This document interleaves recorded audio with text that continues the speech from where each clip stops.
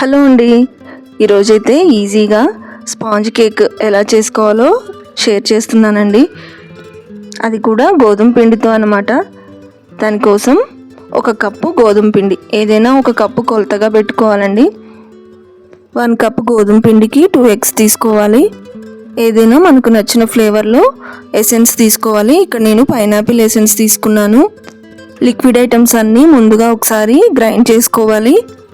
1/2 cup oil వేసుకోవాలి. Flavourless oil అన్నమాట, మనం యూజ్ చేస్తాం కదా ఇంట్లో, ఏదైనా రిఫైన్డ్ ఆయిల్ వేసుకోవాలి.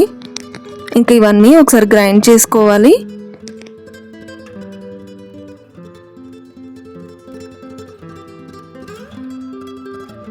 ఇంకా ఇప్పుడు గోధుమ పిండి 1 కప్పు వేసుకోవాలి.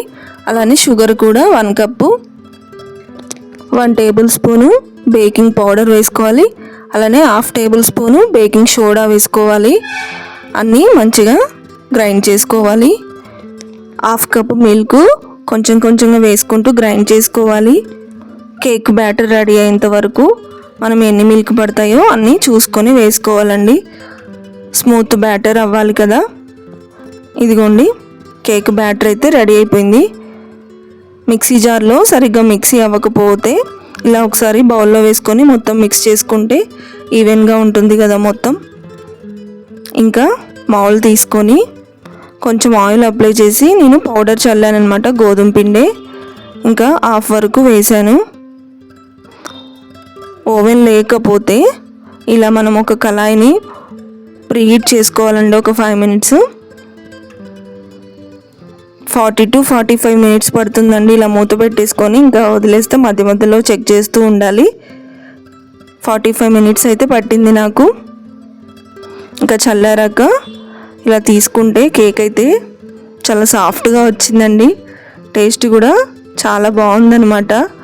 పిల్లలకి స్నాక్స్ బాక్స్లో పెట్టడానికని నేను చేశాను. చాలా బాగా వచ్చిందండి.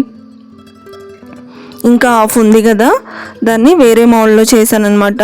ఇలా హార్ట్ షేప్ మౌల్డ్ ఉంది, సేమ్ దానికి కూడా ఆయిల్ అప్లై చేసేసి పౌడర్ చల్లేసి కొంచెం దీంట్లో ఏం చేశానంటే బాదం వేసానండి. ఇలా బాదంని తురుముకొని పైనుంచి వేసుకోవాలి. ఇంకా ఫస్ట్ కేక్ కంటే కూడా ఇది చాలా బాగా వచ్చిందండి. ఈ మౌల్డ్లో మంచిగా మొత్తం కుక్ అయిందనమాట ఈవెన్గా. కలర్ కూడా మంచి కలర్తో బాగా కుక్ అయింది. ఇది అసలు గోధుమ పిండితో కేక్ ఇంత టేస్టీగా ఉంటుందని అసలు అనుకోలేదండి. పిల్లలకే కాదండి, పెద్దవాళ్ళు కూడా తినేసేయచ్చు. యాక్చువల్గా నాకు ఇలా కప్ కేక్స్, స్పాంజ్ కేక్స్ అంటేనే ఇష్టం అండి. నేను బయటికి వెళ్ళినప్పుడు ఇవే తీసుకుంటాను అనమాట. ఇంత క్రీమ్ వేసి ఉంటుంది కదా బయట కూల్ కేక్స్, పేస్ట్రీస్లో, వాటి బదులు ఇది బెస్ట్ అండి. మనం ఇంట్లోనే హెల్తీగా గోధుమ పిండితో చేసుకోవచ్చు కదా. ప్రాసెస్ కూడా అంత కష్టంగా కూడా ఏం లేదు. చూడండి ఎంత స్పాంజీగా బాగుంది. మీరు కూడా ట్రై చేయండి. Thank you for watching.